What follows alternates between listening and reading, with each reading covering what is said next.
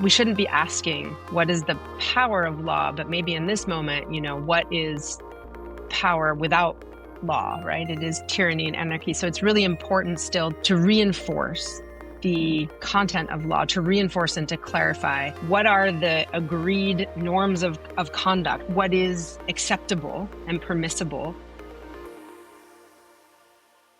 Greetings, Earthlings, and welcome back to Earthlings 2.0, the show where we imagine how we could be better versions of ourselves and build a collective future we actually want to live in.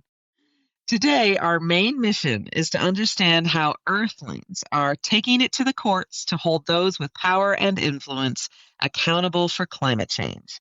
Whether it's countries, states, and local municipalities, or multinational corporations, the courts have become a battleground for a growing number of cases that challenge both government inaction and the fossil fuel industry's role in propelling the climate crisis. Most recently, a group of young activists sued Florida's Public Service Commission, alleging that the commission's approval of long-term fossil fuel projects violated their constitutional rights by exacerbating climate change impacts, such as extreme heat and rising sea levels. Additionally, the U.S. Supreme Court declined to hear an appeal from oil and gas companies seeking to block climate change-related lawsuits.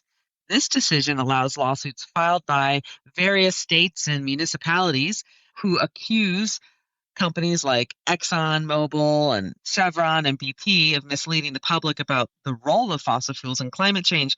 It allows those suits to proceed in state courts. On the global stage, the International Court of Justice is drafting an advisory opinion after it conducted public hearings in The Hague on the legal obligations of states to combat climate change and assist vulnerable nations. Representatives from 96 countries and 11 international organizations presented their views on whether states have a responsibility under international law. So clearly, there is a lot to keep track of.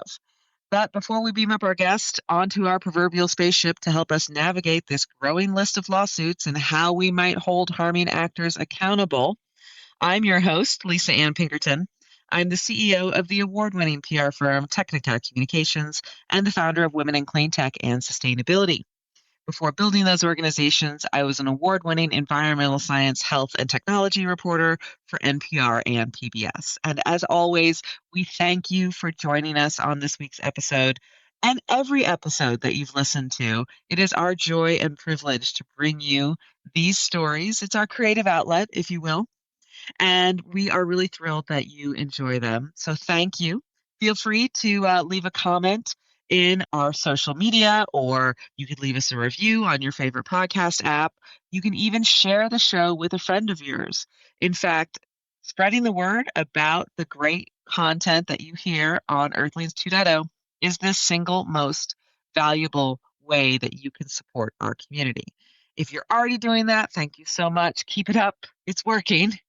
And please feel free to take our listener survey, which is on our show notes. That'll help us understand you as a collective audience better so we can bring you more stories that you care about. And feel free to join our monthly newsletter to get a digest of what's happening on the show. And thank you to Resource Labs for having us on the network. Climate litigation cases may seem tedious, and they are reshaping the conversation around climate justice and how we can hold all these states and corporations accountable. And that's the trick, right? The law doesn't mean anything without someone in power who's willing to uphold it. So that's why we have today's guest on the show. She's a leading authority on climate law and is going to help us break down all of these different suits and make sense of them. Her name is Nikki Reisch, and she's the Director of Climate and Energy Programs at the Center for International Environmental Law. And we caught up with her from her home in Oakland, California.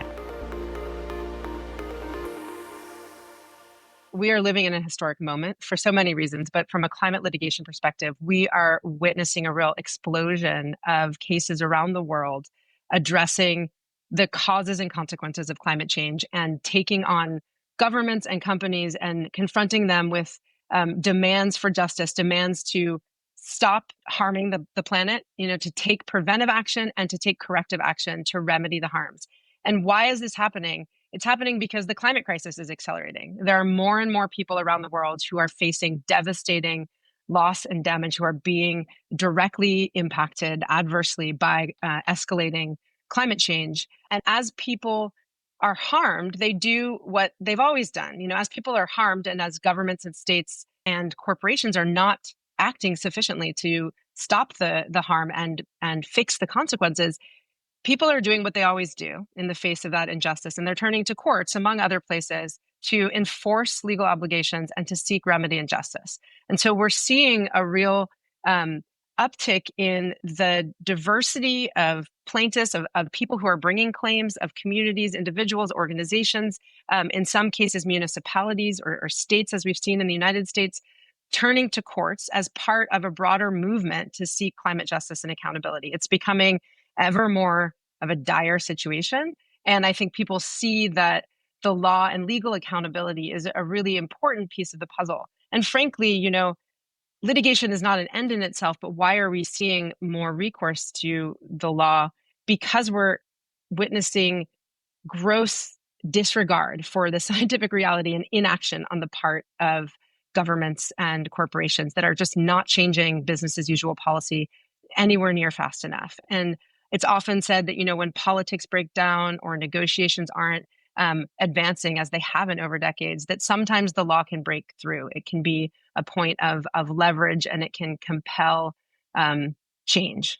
So I think that's what we're really witnessing. Right. And we've seen a couple of cases recently that were pretty successful. There's what I'm calling the Swiss grandmothers climate change case, and there's the Montana youth case, which people may have heard of. What were some of the arguments that were being used that made these cases successful?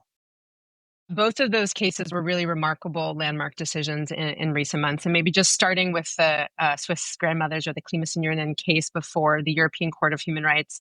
To listeners who may not know, it's a very prominent regional court that enforces the European Convention of Human Rights and upholds standards around what is needed to protect human rights. So the European Court, in issuing that decision earlier this year in March, it really became the first international court to recognize climate change as a human rights crisis, triggering legal obligations under human rights law, finding that the failure to act adequately to mitigate climate change, to curb greenhouse gas emissions, violates legal obligations under international human rights law and violates human rights of people.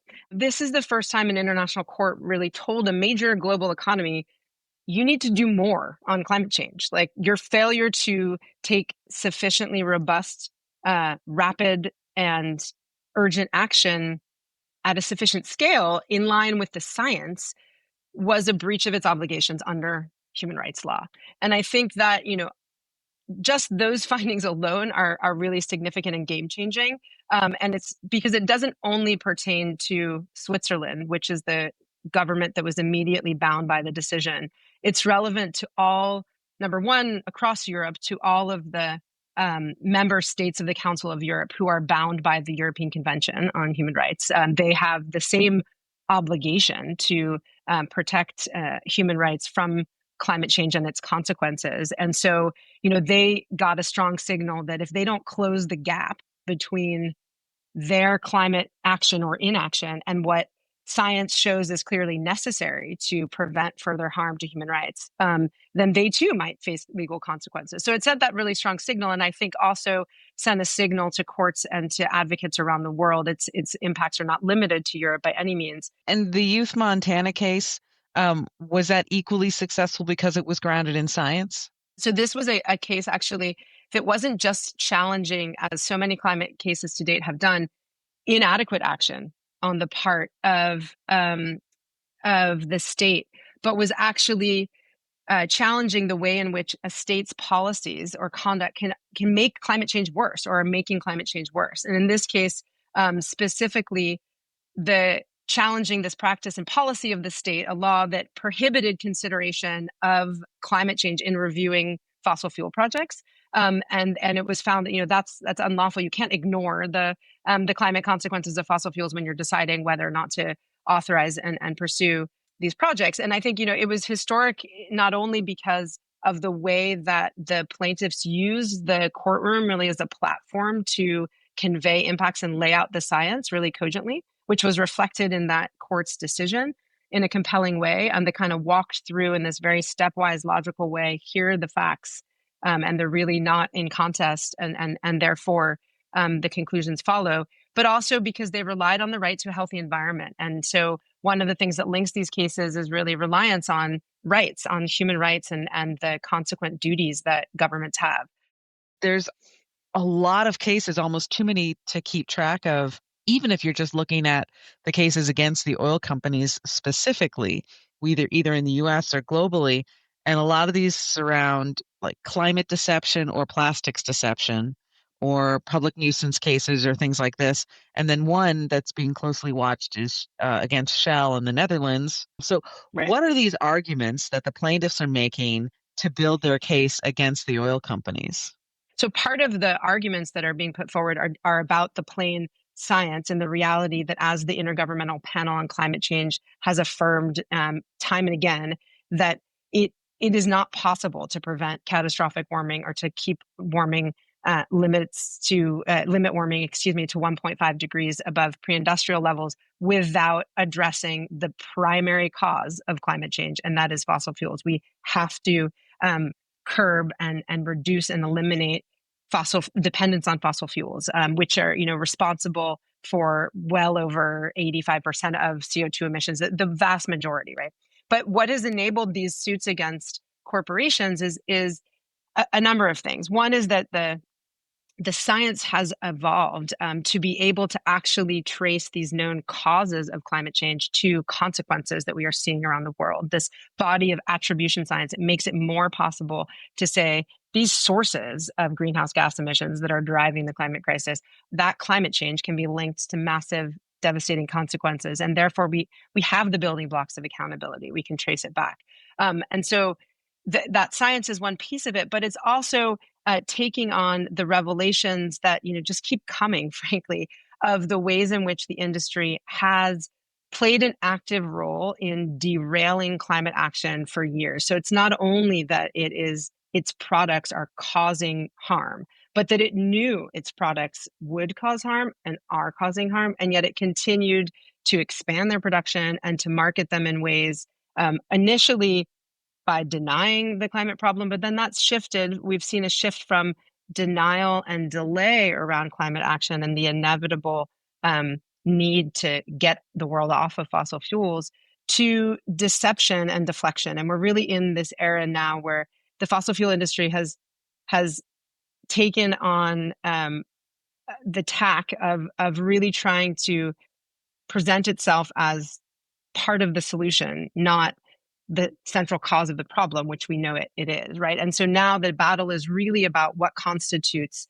a real solution to climate change. So we've seen in the United States, certainly there are dozens of lawsuits now by cities and states taking on the fossil fuel industry on both these fronts, on both the harm that its products have caused. And so some of them are cost recovery actions, or actually trying to say, hey, polluters who've caused massively this problem that we are now paying to adapt to and to address, but also taking on the deception, the consumer fraud and deception, the ways in which their withholding of information or their disinformation has shaped consumer practices, whether people buy or don't buy or continue to believe that fossil fuels are we need to get off of them to address climate change. So those cases are tremendously important. And I think it's that combination of the ever strengthening and unequivocal science linking the known causes to the increasingly evident consequences, and those revelations about the fossil fuel industry's very active role in capturing climate action and stymieing it, and also deceiving the public about whether it's part of the problem as we know it is, or is peddling solutions, saying that we can be part of this climate safe future. While at the same time, it could be said that they're also attempting to slow the adoption of electric vehicles and other technologies that would move us away from using their product. So it seems like they're working all the angles in a way. There are many scholars and investigative journalists who've dug into the different ways in which the fossil fuel industry has sunk its tentacles into many aspects of policymaking, in its trade associations and industry influence. So it's not just influencing legislation and trying to roll back regulation or the power of instruments in the United States like the NEPA, the National Environmental Policy Act, that allows us to review whether actions are going to harm the environment or too risky. But they've been, clearly have a vested interest in keeping the world hooked on their products, right? We know that. And we see that manifest in lots of different ways, including, what we often refer to as the escape hatch or plan B of the fossil fuel industry, is to continue to drum up and manufacture demand for its products in the form of petrochemicals and plastics. One of the key links between the climate crisis and the plastics pollution crisis is their common roots in the fossil fuel industry. Plastics are 99%, made of fossil fuels, right? And so the oil and gas industry has been actively seeking to promote and relying on growth and demand for its petrochemical products and plastics to keep the industry afloat as demand for fuel goes down in the face of ever more competitive renewables.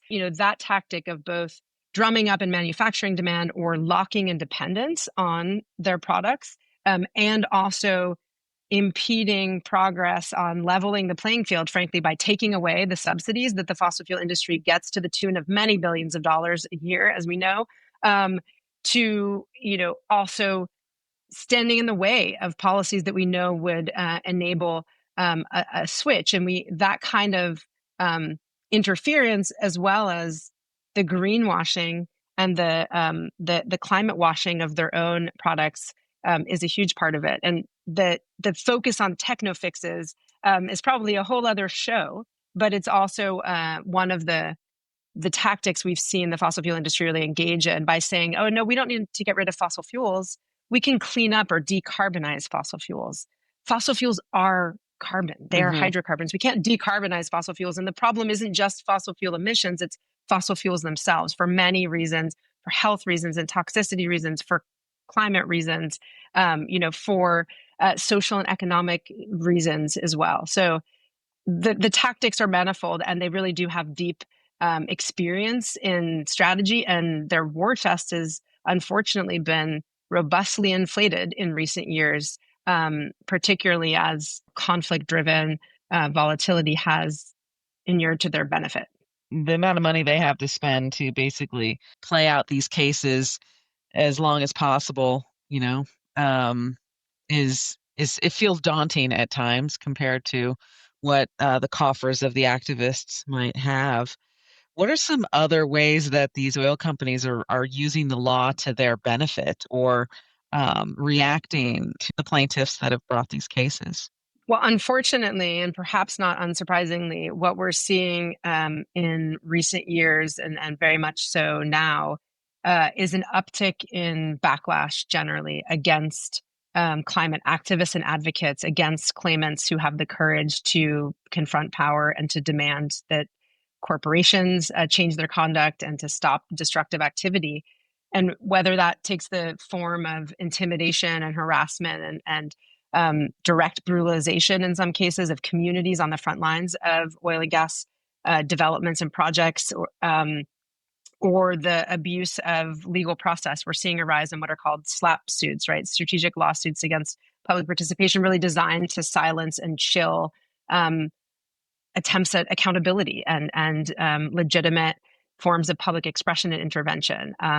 We know, Greenpeace is facing a massive multi-million-dollar claim for its support of indigenous-led resistance to and organizing around in opposition to the Dakota Access Pipeline. And we know in Australia, organizations that have been confronting gas development there are facing similar types of silencing suits. And what's really been striking this year is that those SLAP actions are not just being used against the activist groups, as listeners might traditionally think of them, But we've even seen in this past year, an international oil company initiate litigation against its own shareholders to get them to withdraw and back down from bringing climate-related resolutions to their shareholder meeting, right? So we're seeing this intimidation tactic being wielded against their own shareholders and those who are really exercising rights of the kind of corporate democracy that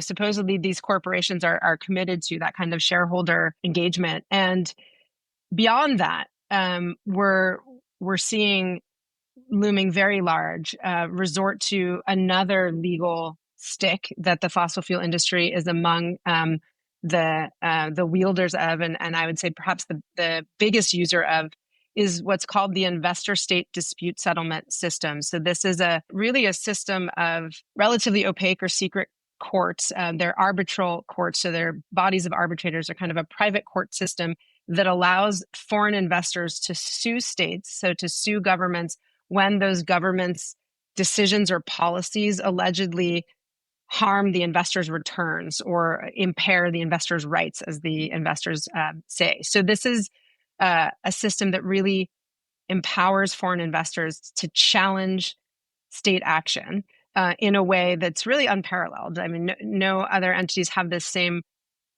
kind of access in before arbitral bodies that are really unreviewable or unaccountable, right? They're not subject to some common appellate, review.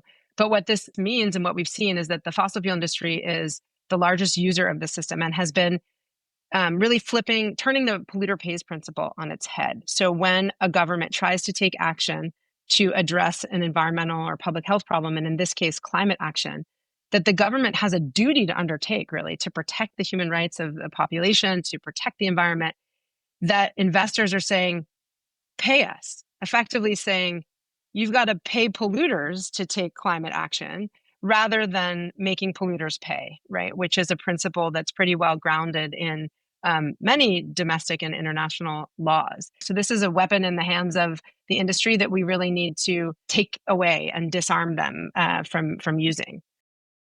Is the argument that the state is making a judgment that is going to materially harm the company, and so you're preventing us from making the money we would normally make, so you owe us that money.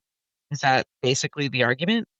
There are many different forms that the argument takes, but that at a large level, in a simplified way, I think that is what it boils down to in many cases. What's promising is that we're seeing a real uptick in awareness about this incompatibility between the system. Like, we can't just let this system persist, right? And governments are taking steps. We've seen the withdrawal of the European Union from the Energy Charter Treaty. That's this investment treaty that Exxon just invoked to bring this suit.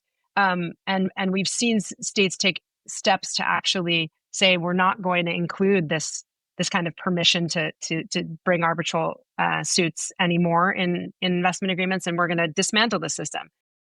There's a climate case with the International American Court, and they had hearings in Barbados and Brazil. And I actually think you were at one of those hearings. So I'm really interested to hear your thoughts on this. It's the largest climate case to date. It's got 262 submitted legal briefs, over 600 participants. Thing is huge. So what does this case pertain to, and how do we get our heads around it? I'm really glad you asked about that, because we're really in a historic moment. Part of why that is at this particular time is that there have been 3 requests to 3 different international courts to issue what are called advisory opinions. So effectively, authoritative interpretations of the law, asking what the legal obligations of states are in the face of the climate emergency. And so this proceeding before the Inter-American Court of Human Rights, that is still ongoing. We're still waiting for the opinion, but for which there were hearings from 2 countries in the Americas, Chile and Colombia, asking the court to clarify what human rights law requires of states in the face of the climate emergency. And they had a quite detailed set of questions they wanted to hear the court's opinion on. But it's one of 3, as I said, and that's what's so significant and really a once-in-a-generation moment that we are living now, where we've already had the first opinion from the first international court that was asked to address legal obligations on climate change. And that came from the International Tribunal for the Law of the Sea, or the often called the Oceans Court, which was asked to address what the United Nations Convention on the Law of the Sea, the sort of governing framework for the law of the sea, what it requires with respect to greenhouse gas emissions and climate change and protecting the ocean from climate change, and issued a really historic opinion already on the heels of a hearing it held that set out in no uncertain terms that greenhouse gas emissions are a form of marine pollution that states have an obligation to prevent, reduce, and control under existing law, under the UN Convention on the Law of the Sea, and under other bodies of law. And finally, the third request of an international court that's still pending is to the International Court of Justice, which is sometimes called the World Court, or kind of the highest court. And that request came from the United Nations General Assembly. So the countries of the world agreed to ask the International Court of Justice for an opinion on what international law requires of states in the face of the climate emergency to protect, what international legal obligations are to protect the climate system, and importantly, what the legal consequences are of failing to do so when harm ensues, as we know it has. How do we unlock that action when sometimes it feels like global governance is just basically international anarchy, and there's really nothing you can do to force these nation states to comply with anything, even if it's the world court, right? Like, what teeth does that really have? So how do we get a level of enforcement here, as Earthlings, to hold these countries accountable for their contributions to climate change? It's a fantastic question, obviously very salient at this moment, when I think for a lot of reasons people are seeing signs in the face of ongoing and flagrant violations of international law and flouting of opinions or judgments issued by courts, including the International Court of Justice.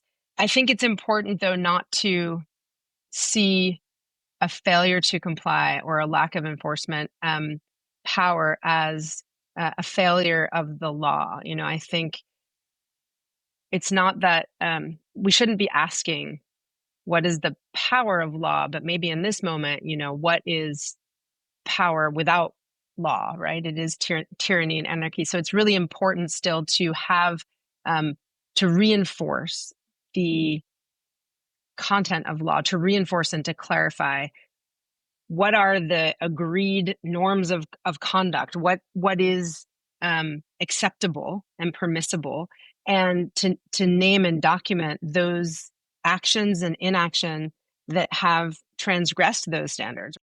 And so the strength of legal judgments and of litigation generally is not defined only within the confines of the courtroom or the four corners of the page on which an opinion is written, but how that tool then reinforces movements and efforts and demands for justice at lots of different levels. So the strength of the law is the strength of the movement behind it and the context that's ready to receive it. This is all kind of bringing me back to what I experienced when I was much younger. So I didn't really live through this. I kind of watched it um, in the 90s with the tobacco lawsuits.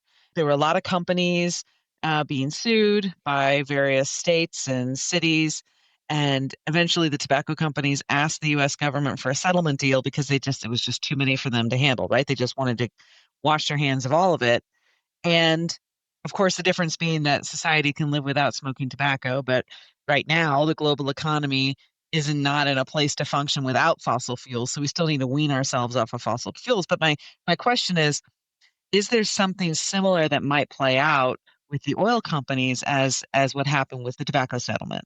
Those parallels are really important and have been part of the thinking and the strategizing around some of the approaches to litigation, certainly in the United States, and taking on the fossil fuel industry and its trade associations, right? So much in the way that fossil fuel companies took a page out of the strategy of the tobacco industry and employed some of the same tactics of deception and misinformation in their advertising campaigns and their deflection of responsibility onto individuals. It's just about the individual stopping smoking or being reasonable about their smoking, or it's just about the individual buying an electric vehicle or just changing your consumption habits, and really diverting attention from the inherent destructiveness or toxicity and problems with the product that the company was making.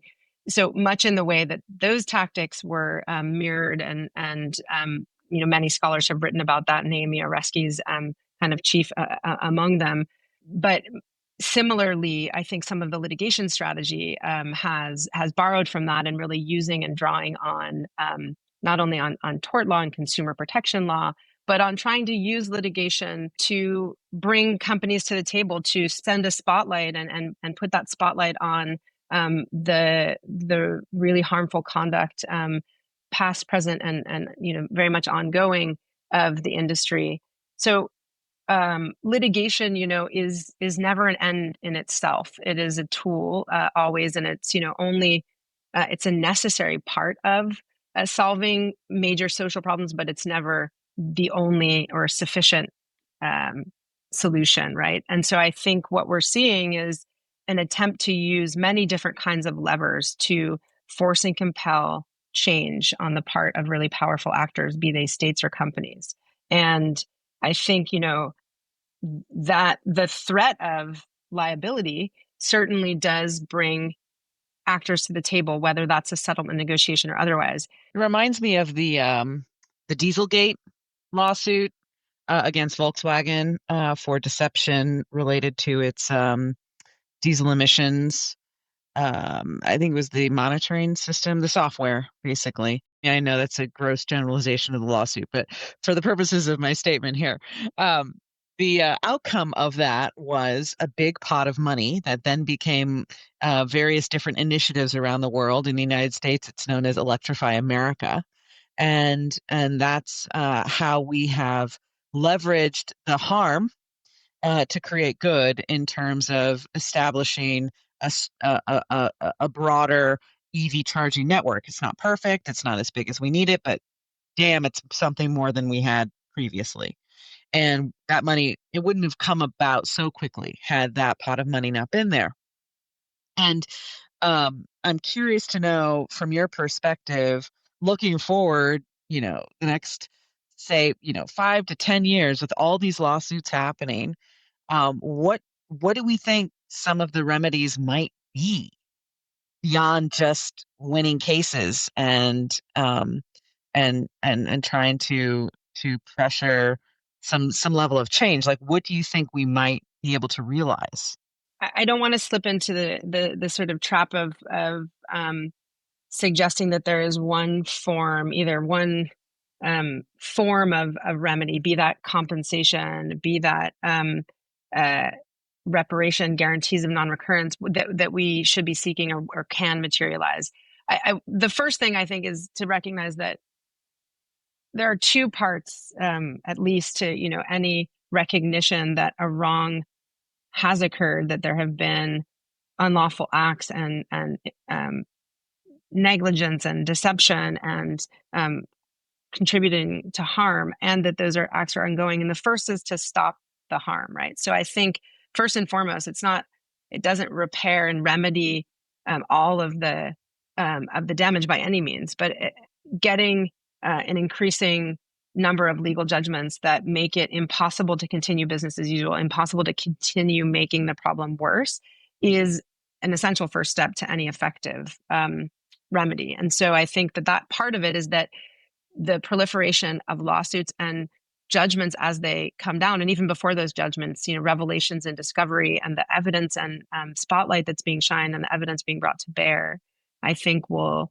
go a long way in making it legally impermissible to continue opening up new fossil fuel projects, to continue entrenching dependence on. And so that in and of itself will change conduct first and foremost. But then I think, there are a variety of things being sought in some of the lawsuits that are out there, and some of them are monetary damages, based on the kind of market share of, in this case, not exactly a market share, but analogous to kind of emissions share of that big polluters have contributed to cumulative emissions over time, and how that translates to a share of responsibility for the cost. But we know that the costs of climate change are in the trillions of dollars a year, right? I mean, if they're actually priced accurately, and there's no way that even all of the assets and war chests of these companies combined would cover that.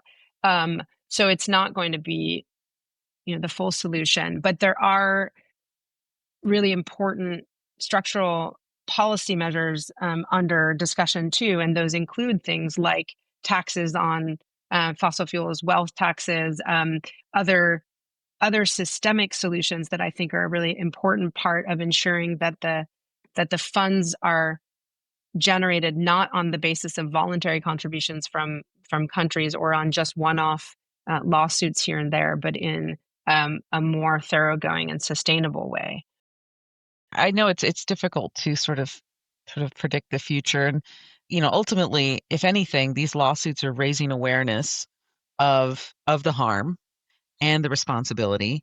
And even just the attempt to hold these companies accountable can give fuel to political negotiations, treaty negotiations, other international negotiations that could give as a tool for greater pressure to certain nation states or countries. It reminds me of all these COP meetings. For many people, it's almost like, what's the point of those? Because it seems to be so performative. Can't really depend on these COP meetings to make any dramatic change. It's basically climate change decided by committee and what you can get basically passed through all of these negotiations. So it's always going to be the bare minimum that'll get agreed to. Yeah, I mean, I certainly think that part of what's driving the turn to courts by communities and by countries is the deep inertia and intransigence and failures of many attempts to advance negotiated solutions. Many people who've been following the negotiations for many years lambast the fact that they've become more like trade shows than lawmaking, policymaking spaces. And that greenwashing is kind of the name of the game, when we've seen studies showing just how many lobbyists, vested interest in industries send, fossil fuel industry, carbon capture industry, et cetera. But at the same time, they are a space that allows a platform and access and organizing by countries that aren't necessarily the most powerful to align and put issues in the spotlight. And we've seen the power of the political shift in recent years, of finally naming the elephant in the room, of finally saying the F word, fossil fuels, in the context of the climate talks. It only took 30 years, which is an indictment of the structural impediments to moving forward, and the big polluters, frankly, who have blocked progress and continue to do so. So, I share the skepticism, and at the same time remain deeply committed to and hopeful in the promise of multilateral, international spaces. I think it's vital to have vibrant and effective international cooperation, and that might need to take different forms to address certain dimensions of the issue. It might mean that we need a new and different agreement between countries that are willing to take action, like a fossil fuel non-proliferation treaty is being promoted, and has got the endorsement of a growing number of countries and high uh, officials, from the WHO to the Pope to many thousands of organizations and parliamentarians. But it also, we don't want to throw out the baby with the bathwater, in the sense that there is still value in ensuring that we are galvanizing the power of international cooperation and law. But it needs to be undergirded by a real clear sense of what legal obligations are, and an unwavering commitment to enforcing the basic fundamental premise of justice, that when there have been wrongs committed, when states have failed to uphold their obligations or have actively breached them, and that includes by failing to regulate corporations and private actors adequately to prevent harm, that they have a duty to remedy the resultant harm, so that this isn't about voluntary commitments or just asking for charity, that the harms disproportionately falling on the countries least responsible for the climate crisis should fall at the feet of the biggest polluters, cumulative emitters, and the countries and companies that have contributed to this situation, and that's part of how we move forward, is acknowledging that and beginning to address it. Earthlings, it's inspiring to hear how many of us are attempting to leverage the power of the courts to keep actors accountable. Since Nikki and I recorded this interview, some of these cases have a few updates, and we'll put a link to all these cases in the show notes. So the Montana youth climate lawsuit was upheld on appeal by the Montana Supreme Court. It favored the youth activists who argued that the state's policies promoting fossil fuels violated their constitutional right to a clean and healthful environment. However, the 2021 ruling against Shell did not hold. The Dutch court ruling that had mandated 45% reduction in Shell's global carbon emissions by 2030, that was dismissed. And it also still acknowledged Shell's responsibility to address environmental impacts. So this leaves the door open for future litigation. In terms of those advisory opinions that Nikki mentioned, the International Court of Justice, often referred to as the World Court, and the Inter-American Court on Human Rights, each have yet to issue their advisory opinions on the obligations of states concerning climate change. Meanwhile, that fossil fuel non-proliferation treaty that Nikki mentioned has continued to gain momentum. Pakistan and the Bahamas have joined the treaty recently, and that brings the total countries endorsing to a meager 15. So in a world where the clock is ticking on climate change, no matter which way these and future rulings land, they aren't just about winning cases, although that can be pretty important. They're about reframing responsibility, raising awareness, and pushing for global standards of where we as Earthlings are putting our priorities. Speaking of grassroots climate action, our faith in humanity is restored this week by Seed Mob. That's Australia's first Indigenous youth climate network. It was co-founded in 2014 by Amelia Telford and Larissa Baldwin Roberts. These ladies are empowering Aboriginal and Torres Strait Islander young people to protect their land, water, and culture from the impacts of fossil fuel extraction and climate change. Their initiatives include opposing fracking in the Northern Territory and advocating for sustainable solutions that honor traditional knowledge. Through education, community organizing, and activism, Seed Mob is ensuring that Indigenous voices are at the forefront of environmental decisions. So to these two ladies and everyone active in Seed Mob and anyone leading a fight similar to this, we thank you for showing us that climate justice is deeply connected to Indigenous rights and that protecting the planet means honoring those who have safeguarded it for millennia on this beautiful blue-green space flower that we call home.